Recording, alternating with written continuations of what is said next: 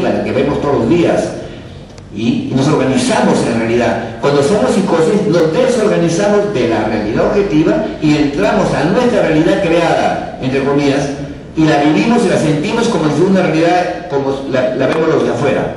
Por eso es aquí el criterio fuerte. Pero también hablando lo que el doctor está hablando sobre, acotando sobre lo que el doctor hablaba de las características del esquizoide, también hay una marcada dificultad para reconocer y cumplir las normas sociales, lo que da lugar a un comportamiento excéntrico. Ese es la última criterio de la persona esquizoide, o sea que sí se ajusta a este tipo de... Perdón, doctor, ¿El CIE10? No, el DSM-4, perdón. El DSM-4 contempla. Los dos son manuales que son válidos para los psiquiatras y para los psicólogos, porque no podemos escoger el que nos conviene a nosotros, sino el que se ajusta a los actos que se comete una persona o a la patología que estamos estudiando. Y este DSM-4 no está desautorizado por la APA, es actual y vigente. Así que también se contempla ese tipo de punto. Dice, marcada dificultad para reconocer y cumplir las normas sociales, lo que da lugar a un comportamiento excéntrico. Ahí está. DSM-4, lo podemos analizar. Sí. El doctor quiere hacer... Hay un tema adicional. La sentencia de la sala penal que pone 15 años de pena privativa de libertad tiene una cosa un poco extraña que se ajustaría a la tesis del doctor en el sentido siguiente. Dice que, considerando quinto, dice que ante la sorpresa que la gravedad de soltar el cuerpo y ya no retornase a los impulsos llamativos por parte del acusado, este la consignó como muerta y en estado de incomprensión, desorientado e incrédulo como estaba, jaló el cuerpo de la gravedad hasta el asiento posterior del vehículo en donde inexplicablemente practicó el acto sexual con quien había sido su conviviente. Y en el sexto dice que seguidamente, ya convencido de la muerte, o sea, recién después probablemente de la relación sexual, se haya percatado en definitiva de que ya estaba muerta, y probablemente en esa circunstancia, como lo considera aquí la sala, probablemente él se haya generado una realidad distinta a la que él estaba viviendo y probablemente podía haber pensado o sentido que todavía estaba viva. ¿Por qué? Porque obviamente una persona que recién fallece no tiene el rigor mortis, no tiene las características del cadáver y por todavía está tibia. Mantiene tibia, obviamente. O sea, las características corporales todavía se mantienen como si estuviese viva. Pero si damos por cierto lo que le comentó Carlos Aranda al licenciado Alejandro Señas de que se la llevó a su casa y él no tuvo relación sexual, obviamente no podríamos hablar del tema. Si fuese cierta esa versión, obviamente descartaríamos el tema incluso en alguna de las dos partes está mintiendo él, es evidente, ¿no? Obviamente. Pero la reacción micropsicótica no puede ser solamente de minutos. Yo dije al principio que puede durar incluso un par de horas. Y en esa realidad se la llevó a su cama porque en la cama se hace el amor, por lo menos regularmente, ¿no? Entonces yo creo que también estaba hablando, se estaba dándose todavía el proceso micropsicótico que le duró al señor X tiempo. No hay una regla en psiquiatría que diga el proceso micropsicótico dura 3 minutos, dura 5 minutos, no, puede durar horas. ¿Me entiende? Entonces posiblemente si Campos Aranda, creo que ese señor, le contó a Alejandro Señas que se la llevó a su cama para hacer amor, entonces ahí está la confusión. Primero dijo en el carro, ¿no? Y después fue en la casa. Entonces no, está confundido. Y ahí lo consignan los peritos. En su estado de incomprensión, de confusión, perdón. ¿Ya?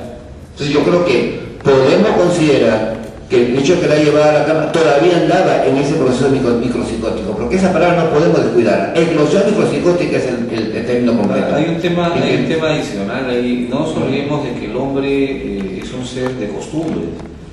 Obviamente, entonces el mensaje probable que tuvo este señor, si es que es verdad la versión que le dio al doctor Señas, es de que él había tenido una relación de convivencia con ella. Y en esa relación de convivencia no relacionaba sexualmente normalmente en el auto. Probablemente, como dice el doctor, relacionaba en la cama. Y ese es un mensaje, esa es una costumbre, un uso que tenía probablemente este señor Campos. Y de ser cierta la versión, como no hay tan todavía delimitado, como dice, los tiempos en que dura el proceso, digamos, de afección psicótica, entonces probablemente puede haber sido cierto, pero eso no exoneraría. Pero para el operador jurídico, para el juez o para el fiscal, entonces el mensaje es distinto. ¿Por qué? El mensaje va a ser distinto porque normalmente interpretaríamos eso como que ya hay una conducta ya no perturbada, probablemente, sino que ordenada, hay una conducta planificada. Claro, hay una conducta planificada y por tanto, para el lado de la fiscalía, que es quien ejercita la acción penal, obviamente esa conducta sería bastante bien explotada si es que hubiese estado plasmada en el expediente, ¿no? Porque tendríamos un tema de frialdad, digamos, conductas dirigidas específicamente a tener relaciones sexuales, y aquí denotan ya no un tema de psicosis, de una perturbación, sino una conducta normal, común y corriente, que probablemente podría ser materia de sanción penal, penal. Salvo que el cuadro micropsicótico no impida la ubicación en el espacio temporal de manera significativa, ¿no? Como dice el doctor, yo creo que es así, ¿no? Mi posición no es de tratar de demostrar que no existía esa afectación severa de su capacidad de ubicarse en el espacio y en el tiempo, pero eso no le impediría, ¿no? Para mí, como se entiende que sufre un cuadro micropsicótico que lo ayuda a no reconocer lo que está haciendo, sí sabe lo que hace, ¿no? Pero ese saber qué hace está dentro de su trastorno, ¿no? Que es, como se ha insinuado en algún momento, la necesidad de sentirse el poseedor, dominador, ¿no? De mostrarle a su víctima, aún probablemente no es consciente realmente de que ella está muerta, que la ha matado, pero demostrarle que él es superior y que él es mejor, y bueno, en fin, ¿no? Esa necesidad de imponerse ante ella, de dominarla, de someterla sexualmente, que no considero que existe su trasfondo de trastorno emocional, ¿no? El aspecto sexual. El aspecto sexual. ¿Qué hay en la manía psíquica? Yo creo que eso no es materia de debate porque todos coincidimos, y que también ha estado afectado en su capacidad de culpabilidad, en la modalidad de capacidad de comprensión, pero entendamos esa afectación de la capacidad de comprensión, que no le excluye la capacidad de saber lo que está haciendo, pero dentro de su trastorno, dentro de su afectación, dentro no implica ese trastorno micropsicótico la incapacidad de reconocer lo que está haciendo, porque sabe lo que hace, pero está afectado, ¿no? En la medida de que, pues para él, lo que le produce es reaccionar mediante el acto sexual, cosa que una persona que no tiene ese trastorno jamás en la vida va a hacer eso, ¿no? Actuará de una manera completamente distinta. Además no nos olvidemos de que el trastorno psicopatológico implica que ya no tiene freno, o sea, sobre sus cuestiones. Precisamente por ahí es donde yo veo la inimputabilidad de esta persona, ¿no? En su capacidad de no poder responder de manera adecuada de como cualquier otra persona ante esa circunstancia, ¿no? Ahí para mí reside su imputabilidad, en la incapacidad de poder adecuar la conducta, ¿no?, al mensaje normativo. ¿Cuál es el mensaje normativo? No puedes hacer eso. Desde el punto de vista moral, tener relaciones sexuales con una muerta. Mucho menos puedes matar a tu mujer desde el punto de vista de reproche penal, ¿no? Pero él lo hace y le da lo mismo, ni siquiera piensa en eso, o si piensa, pues bueno, no le da importancia porque predomina lo otro, la satisfacción, la necesidad de satisfacer. Y en esos momentos, pues su capacidad de adecuación, su capacidad de ajuste adaptativo, como dice, al medio ambiente de manera racional, está seriamente afectada, al punto de que no es capaz de controlarlo y exterioriza. Y sobre todo, teniendo en cuenta que existe alteración orgánica, ¿no? Frontotemporal, lo ha dicho el doctor, y eso está demostrado y es más que evidente, y no podemos decir no, eso no existe, y esta persona es consciente, ha planificado, ha tenido control de su conducta, ha querido realizar el acto sexual, ha tenido todo, perfecto, pero es suficiente para condenarlo.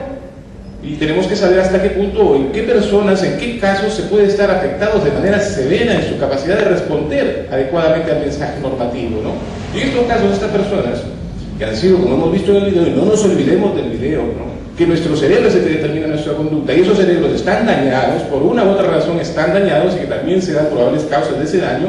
¿En qué estructuras? En las estructuras que facilitan la agresividad y en estructuras que inhiben esa agresividad, ¿no? Por un lado, las que la facilitan, ¿no?, están sobreestimuladas, ¿no?, la amígdala concretamente, y por otro lado, las que la inhiben, el lóbulo frontal, está dañado, entonces pues se acelera por aquí la emoción, y por otro lado el freno disminuye, entonces esa conducta sale, ¿no? Y cuando está entre placer, ¿no?, o gratificación y castigo, prefieren el castigo, está también demostrado. Y no olvidemos otro detalle, que cuanto más elevado es el reproche social por la conducta, es menor la imputabilidad. Ahora, sí, me caigo y espero su punto de vista.